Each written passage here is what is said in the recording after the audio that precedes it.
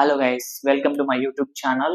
So విశ్వవిఖ్యాత నట సార్వభౌమ నందమూరి తారక రామారావు గారి తనయుడైనటువంటి నందమూరి బాలకృష్ణ గారికి పద్మభూషణ్ అవార్డు కేంద్రం ప్రకటించింది. ఏం చెప్పాలంటే ఇది ముఖ్యంగా బాలకృష్ణ అభిమానులకి ఒక గుడ్ న్యూస్ అని చెప్పుకోవచ్చు.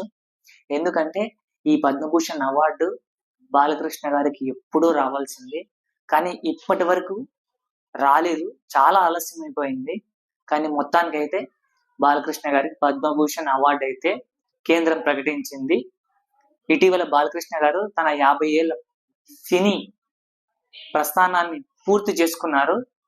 పౌరాణికం, సాంఘికం, సైన్స్ ఫిక్షన్, జానపదం, ముఖ్యంగా ఫ్యాక్షనిజం, ఇలా అన్ని జోనర్స్ ని టచ్ చేసిన ఏకైక నటుడు ఎవరైనా మన తెలుగు ఇండస్ట్రీలో ఉన్నారంటే కేవలం ఒక నందమూరి బాలకృష్ణ గారు మాత్రమే అని చెప్పడంలో ఎటువంటి సందేహం లేదు. ఎందుకంటే ఆయన చేసిన పాత్రలు, ఆయన చేసిన జోనర్స్ ఇంతవరకు ఎవరు మన తెలుగు ఇండస్ట్రీ టచ్ చేయలేదు.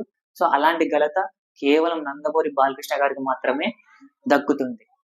కేంద్ర ప్రభుత్వం 76వ గణతంత్ర దినోత్సవ సందర్భంగా పద్మ అవార్డులను అయితే ప్రకటించింది. ఇవి మొత్తం 139 ఉన్నాయి. అందులో 113 పద్మశ్రీ, 19 పద్మభూషణ్ మరియు 7 పద్మ విభూషణ్ గా ఉన్నాయి. ఇందులో బాలకృష్ణ గారికి పద్మభూషణ్ అయితే ఇప్పుడు వచ్చేసింది.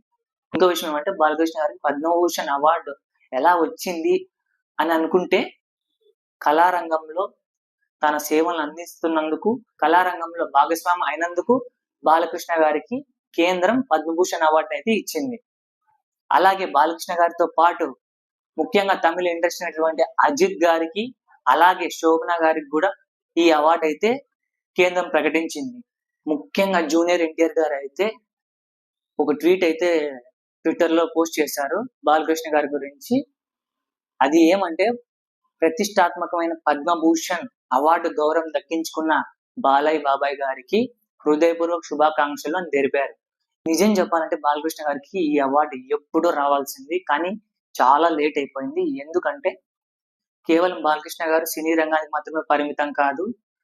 ఒక పక్క పొలిటికల్ గా 2019లో హిందూపురం ఎమ్మెల్యేగా ఇప్పటికీ వరుసగా 3 సార్లు గెలుస్తూ అక్కడ ప్రజలకు సేవ చేస్తూ, మరొక పక్క క్యాన్సర్ హాస్పిటల్తో ఎవరైతే పేద ప్రజలు క్యాన్సర్ తో బాధపడుతున్నారో వాళ్ళందరికీ సేవలు అందిస్తున్నారు. మరొక పక్క మనలాంటి అభిమానులకి వినోదమైన సినిమాలను తీస్తూ మనందరినీ ఎంటర్టైన్ చేస్తున్నారు. ఇలా నందమూరి బాలకృష్ణ గారు కేవలం ఒక చోట మాత్రమే పరిమితం కాకుండా అన్ని విధాలుగా ప్రజలకు సేవలు చేస్తూ ఉన్నారు నందమూరి బాలకృష్ణ గారు. రీసెంట్ గా అయితే బాలకృష్ణ గారు డాకుమార సక్సెస్ తో ఫుల్ జోష్ లో ఉన్నారు. ఇప్పుడు అఖండ సీక్వెల్ షూటింగ్ లో అయితే ఫుల్ బిజీ అయిపోతున్నారు.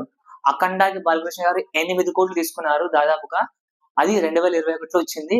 ఇప్పుడు అఖండాకి సీక్వెల్ తీస్తున్నారు. ఈ మూవీకి బాలకృష్ణ గారు దాదాపు 40 కోట్లు రెమ్యూనరేషన్ తీసుకున్నారు. సో ఈ మూవీ టోటల్ బడ్జెట్ వచ్చి 150 కోట్లతో పాన్ ఇండియా మూవీగా తీయబోతున్నారు. సో బాలకృష్ణ గారు కెరీర్ లో ఇది ఒక హైయెస్ట్ బడ్జెట్ ఫిలిం అని చెప్పుకోవచ్చు. ఇది గైస్ ఈ రోజు అప్డేట్. నా వీడియో మీకు నచ్చినట్లయితే లైక్ చేయండి అండ్ షేర్ చేయండి అండ్ సబ్స్క్రైబ్ చేయండి. Thank you guys.